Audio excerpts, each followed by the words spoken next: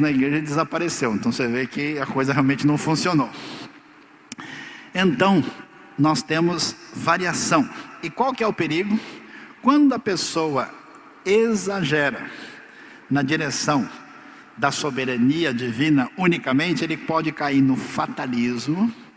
Se eu sou assim é porque Deus quer. Eu conheci gente que vivia uma vida, fala, olha, não cai uma folha da árvore sem a vontade de Deus. Então, se eu estou usando cocaína, é porque Deus, de alguma maneira, tem algum plano nisso.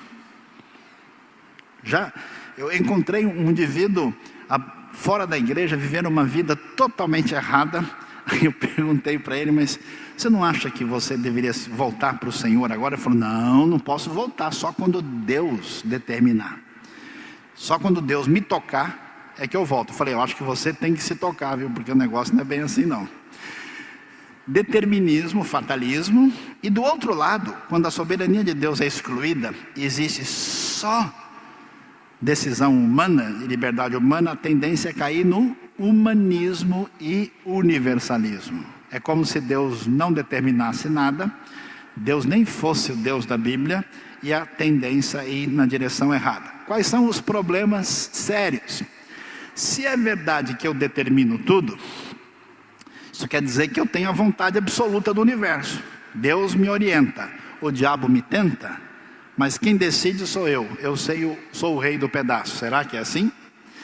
Eu me salvo no final das contas, porque eu fui fiel, eu permaneci, eu fiz. Por isso que é muito comum esse famoso crente santarrão, né, que acha que ele é o rei da cocada preta assim na igreja. Ele põe uma panca porque ele acredita na justiça própria. E nunca estarei seguro, porque se eu vou perder a salvação, perco quando? Quando eu fico nervoso no trânsito, quando o sujeito me fecha? E aí ela volta quando? Quando baixa o calor? Como é que funciona? Por isso que quem pensa assim quase sempre cai no legalismo. Se eu determino as coisas, Deus não é soberano e nem recebe glória. Na prática eu sigo um enfoque humanista e dá a impressão que eu sou moralmente neutro, que eu simplesmente tomo essa posição a partir de mim mesmo.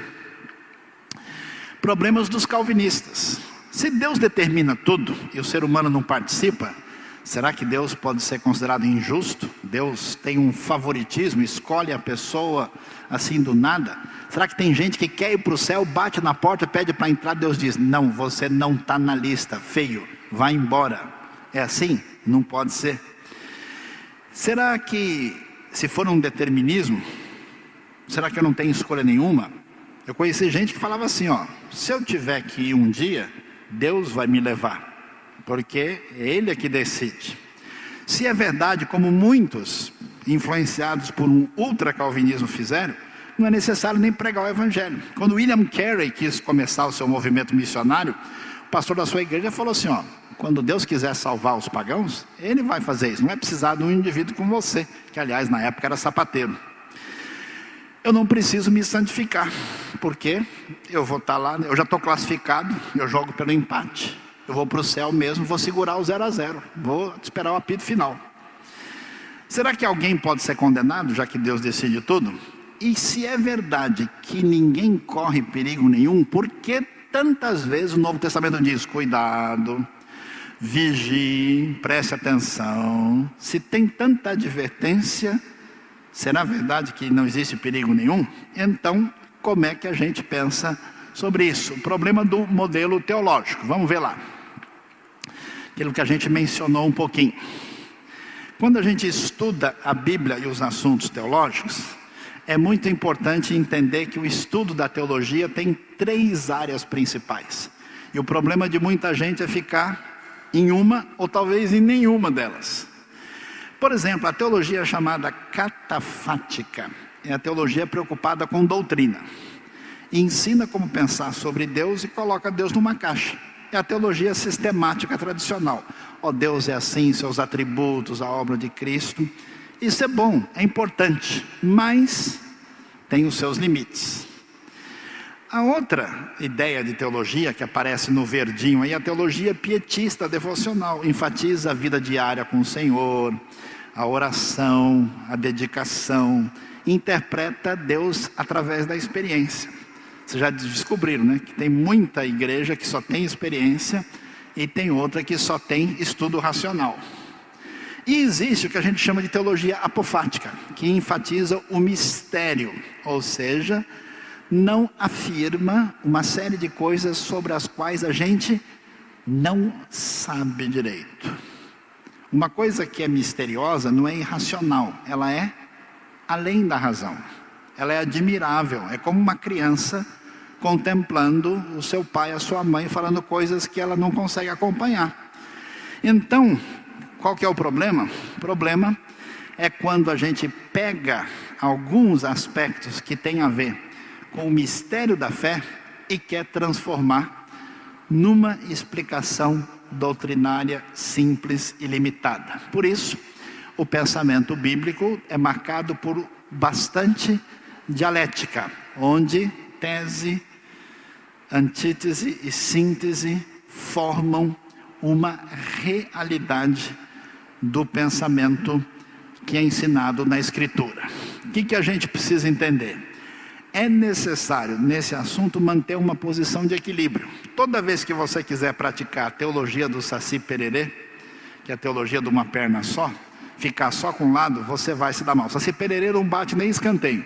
Você sabe que é complicado a situação dele. O que a gente tem que entender? Não dá para abrir mão do conceito bíblico sobre a soberania de Deus. Isso é mudar o próprio conceito de Deus. Eu conheço gente tão arminiana que eles de fato chegam ao ponto de dizer que Deus quase que se aposentou, ele não faz mais nada. Não dá para abrir mão de que a salvação é pela fé e pela graça. Amém, irmãos? Senão a pessoa se salva a si mesmo. Não dá para abrir mão da responsabilidade humana. Não dá para você cair num fatalismo. Eu conheci um sujeito que dizia, vamos orar? Olha, orar não faz nada. É um jeito de submeter debaixo da soberania de Deus, porque Deus nunca vai mudar nada por qualquer atitude humana. Eu nunca vi isso em nenhum texto bíblico. E não dá para abrir mão da segurança da salvação em Cristo. O que a gente deve fazer? Como é que eu lido com a Bíblia? Eu preciso ler o texto bíblico que eu vou ensinar, que eu vou pregar, que eu vou aprender, fazer exegese e respeitar o texto. Como assim, pastor? Simples. Se eu vou ler Hebreus, não pregue Calvino em Hebreus, pregue Hebreus. O livro foi escrito para produzir advertência e não teologia do século XVI. Se eu vou ler Romanos 11, não pregue Wesley em Romanos 11. O texto foi escrito com outro objetivo, respeite a Bíblia. Não contrabandeie teologia específica para dentro de um texto, fale o que o texto está dizendo. Ah, mas a pessoa vai ter problema. Amém. Quanto mais problemas as pessoas tiverem, mais sérias elas vão se tornar procurando conhecer e se aprofundar na palavra de Deus. A mensagem de Deus não existe para ser um Dorflex espiritual, para as pessoas saírem da igreja, estou calmo agora, estou feliz, né? Não, é para a pessoa entender. Permite a tensão dialética. A teologia bíblica aceita que duas ideias aparentemente diferentes têm que conviver numa relação chamada dialética. O texto bíblico não pode ficar preso a caixas. É aquela coisa difícil, que a pessoa é tão presa numa caixa, que ele lê o texto e prega o que ele sempre pensou. Então, para que o texto? E entenda que a questão envolve aquilo que vai além da nossa razão.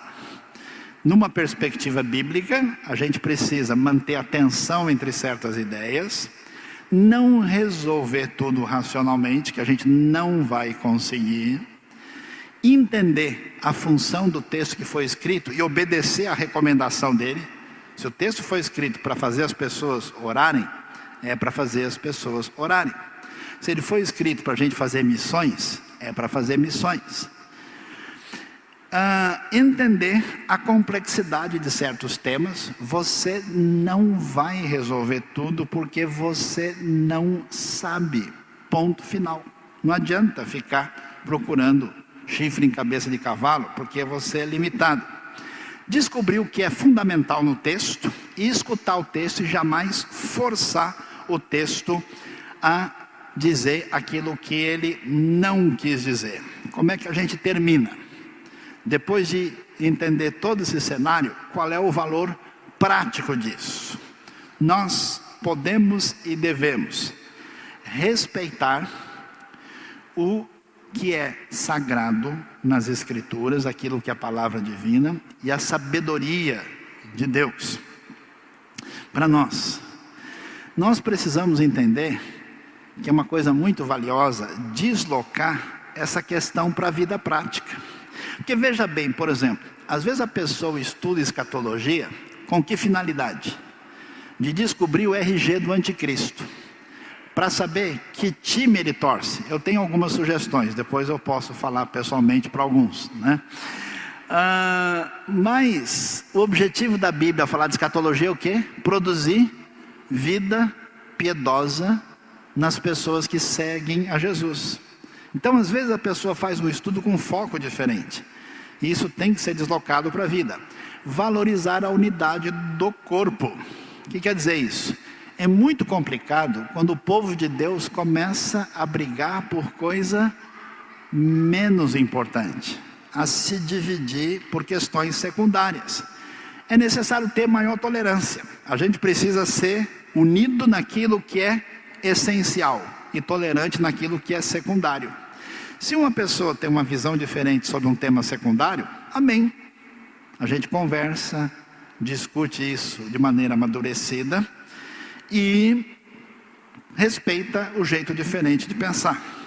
Crescer em humildade diante da amplitude daquilo que envolve o conhecimento de Deus e sempre estar preocupado não em ter a razão talvez absoluta, não de achar que entendeu completamente o assunto, mas de glorificar a Deus e ser obediente à sua vontade. Deus abençoe a nossa vida e que Ele encaminhe a sua vida na direção certa e que você escolha